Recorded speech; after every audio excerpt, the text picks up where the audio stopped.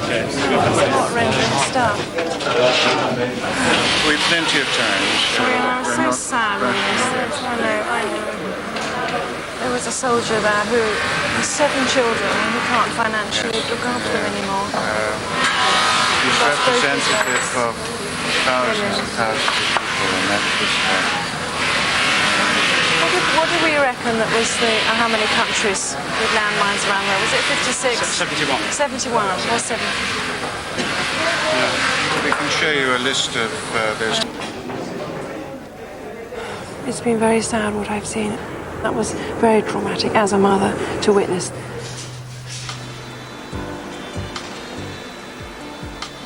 Before I came to Angola, I knew the facts, but the reality was a shock. Here, people are living with the knowledge that it's only a matter of time before someone else is maimed or killed. It was moving and encouraging to see the confidence shown by those learning to walk again.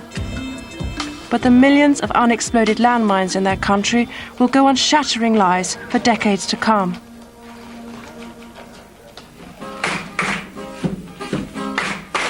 If these children are to have a future, we must end the use of these evil weapons.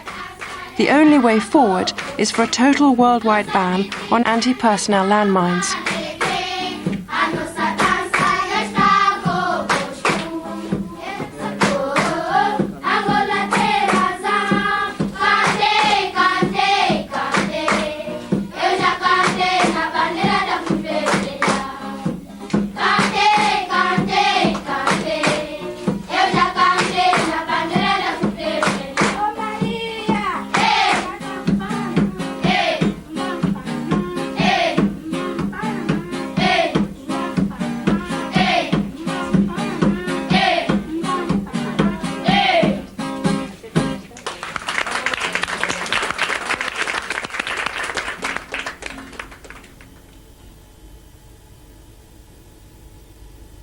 Tomorrow evening here on BBC One at 9:50, a further tribute as we look back to the life of Diana, the People's Princess. On BBC Two, Bill Travers meets a new friend, Midge the Otter. Ring of Brightwater, the film in 15 minutes. Here on BBC One in 40 minutes, Britain's religious leaders call for a time of reflection. First, we hand back to the news now with Peter Sissons. Good evening. The body of Diana, Princess of Wales, is lying tonight in a private chapel of rest in London. Her close friend, Dodi Fayed, is being buried in a Muslim cemetery on the outskirts of the capital. And all less than 24 hours after, by all accounts, one of the happiest evenings they'd spent together.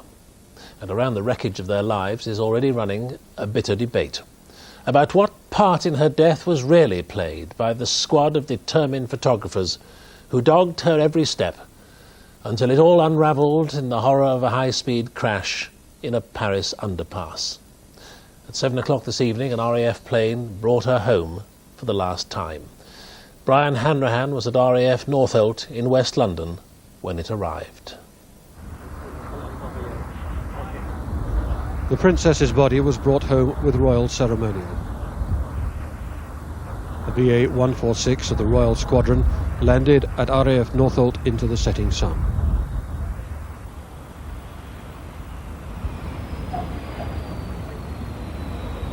Waiting to receive it were the Prime Minister and the Defence Secretary.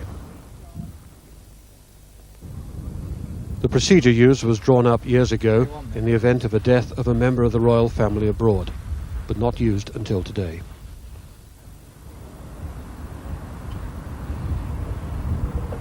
Aboard the plane were Prince Charles and the Princess's 2 sisters, who'd flown to Paris to escort her body home.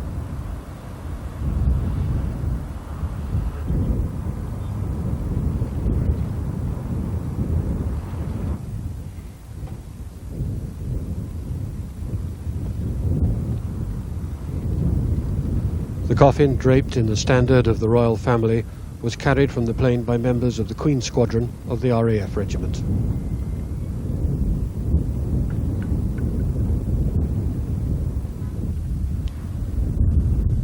It was a silent ceremony, No drums, no bands, no speeches.